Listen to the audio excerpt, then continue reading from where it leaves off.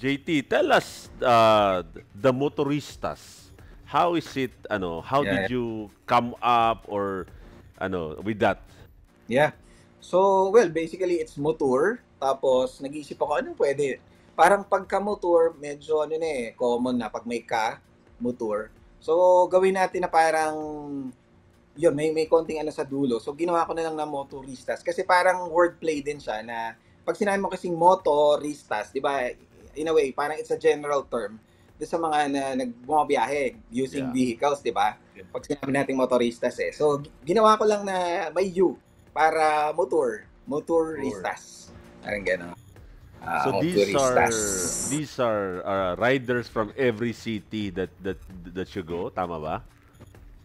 Yeah, basically they are my that's what I call my my subscribers basically, tsaka mga Right. Okay, okay. friend riders, Friend riders, oo. motoristas. So Yes. pag pumunta ka dun sa area nila, sama sila ride sa iyo, something like that. Yeah, yeah, yun ang ginawa kong siguro something different before. Marami ako nakasama sa mga tours ko sa different provinces na mga subscribers ko na naging kaibigan ko din. So if you sobrang dami na kasing videos, 'di ba? Pero if you can, lalo na sa mga sobrang matagal ng subscribers, nakita nila yung transition from I started na mag-isa lang ako, and then Okay. nagkaroon na ng mga kasama. Yeah, nagkaroon na ng mga kasama. Tapos nakakatuwa pa yung mga kasama ko, mga first batch na nakasama ko, mga senior citizen. Ah, Naku po. wow. Oo. So Ako, gusto ko sila kasama ka makasama. dyan, partner. Seniors daw. Parang hindi naman nalata, Sir Jong, ah. Oo. So, yun.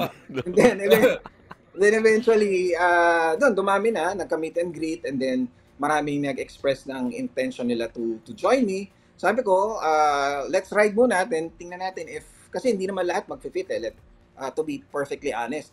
Merong gusto, so medyo mabilis, merong gusto, babagal ng konti. So, sabi ko na lang, if they can fit the pace na sinet natin sa isang particular ride, they okay siya. So, ayun, marami tayong na-meet doon ng mga subscribers, nag-start ng subscribers, and then eventually, naging kaibigan natin. And nabigyan pa nga natin ng iba't ibang mga names doon sa vlog, yung mga Oh, nakasama natin. nice. And then, yeah, and then habang tumatagal, dahil obviously, habang tumatagal, palayo ako ng palayo. Nung mga nasa Luzon, marami akong kasama. Nung nasa Visayas, medyo marami pa rin. Pagdating na obviously ng Mindanao, malayo na yon, matagal na mawawala, may mga trabaho yung iba. Wala na silang babalik ang trabaho, di ba? So, ubos na yung mga leave. So, hindi na sila syempre nakasama. And ganun din, magastos din talaga yung traveling. So, yun, ganun yung nangyari. Pero, basically, nakakatuwa kasi I had the privilege of, being able to ride with subscribers din. Kasi from all walks of life, wala tayong pake kung CEO ka man, or kung naghahatid ka ba, nagde-deliver ka man ng natin sa mga fellow natin na mga consumers. Basta nandito ka sa Motornas, nagra-ride tayo, pantay-pantay tayo. So, yun yung That's, nakakatuwa. that's true. That's true. Yeah. Yan ang-